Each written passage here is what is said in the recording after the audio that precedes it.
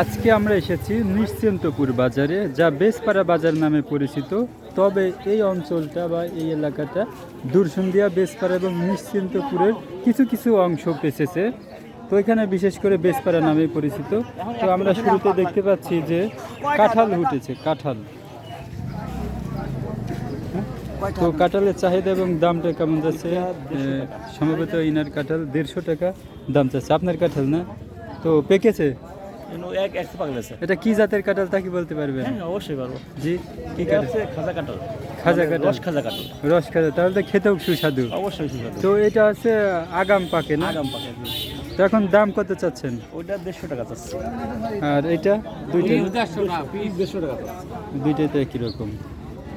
এই একই গাছের কাঁঠাল। এবং আমরা দেখতে পাচ্ছি মৌসুমি ফলের সমাহার এই বাজারে। লিচু রয়েছে এর মধ্যে, তার মধ্যে আমও পেকে গিয়েছে। আম কত করে চাচ্ছেন? আম চাচ্ছি 80 টাকা কেজি।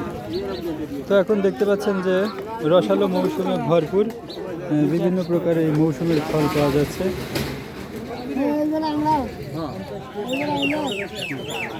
জি, পটল কত করে যাচ্ছে? 50 টাকা কেজি। আর আলু, ওই যে লেবু? এখানে প্রতিদিনই হাট লাগে? এখানে কোনো শুক্র শনি নেই?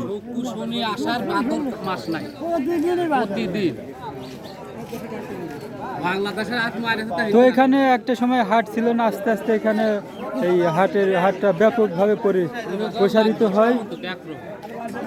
রাত 10টা পর্যন্ত এখানে জমজমাট থাকে লোকজনের সমাহার। তো এই অঞ্চলটা কি আছে বেসপাড়া নাকি দুরসুন্দিয়া নাকি হচ্ছে নিশ্চিন্তপুর? এটা আছে বেসপাড়া নামে পরিচিত, তবে এখানে আছে দুরসুন্দিয়া, নিশ্চিন্তপুরের কিছু কিছু অঞ্চল পড়ছে আর কি। তো আমরা আরো সামনের দিকে অগ্রসর হয়ে দেখি বাজারে কি কি উঠেছে। তো দেখতে পাচ্ছেন যে ধন্দুল, যা আপনারা পুল্লা নামে পরিচিত চিনে থাকেন। তো এখানে সব কিছু কিন্তু টাটকা পাওয়া যায়।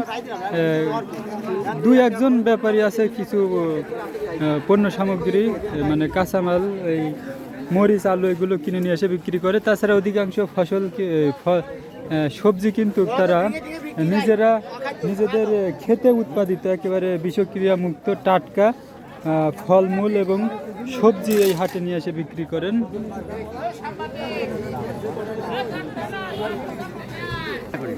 সুস্বাদু আমরা লোভনীয় সেই লিচু দেখতে পাচ্ছি। কত করে দাম চাচ্ছেন? 250 টাকা। 250 টাকা সব? মানে প্রতি পিস 2.5 টাকা?